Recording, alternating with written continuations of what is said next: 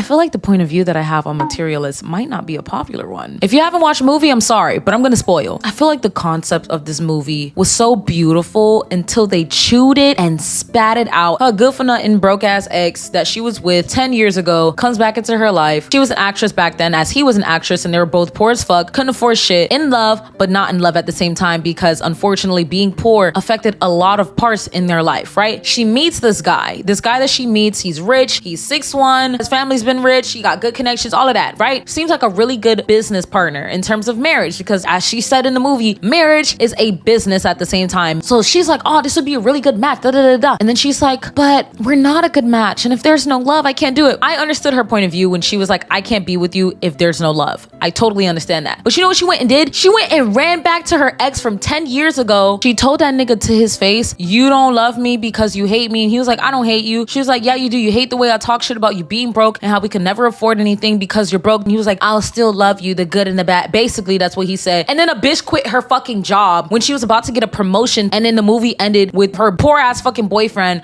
making a little ring out of a flower and saying, oh, you ready to make the worst financial decision in our lives? And she was happy. I was genuinely confused at the ending. They talked about the modern woman going to work, doing her own thing, and like taking over her own life. And you ended the movie with a man that could provide her nothing. And then you also had her quit her job. What kind of dream are y'all walking on? How are you paying your bills with no job in New York? I feel like the ending should have been surrounded by the main character herself. Even though it is a romance, I don't see how being with this partner that one gave her nothing 10 years ago and still ain't got nothing 10 years later would be beneficial for her. You're gonna repeat the same mistakes you did 10 years ago. Because it'd be different if it was like, I know I'm still broke, but I'm working towards something in my life. That nigga was in the same spot he was in 10 years ago. I feel so bad for the main character because they chewed her and they spat her out for what? Just because he's a nice guy.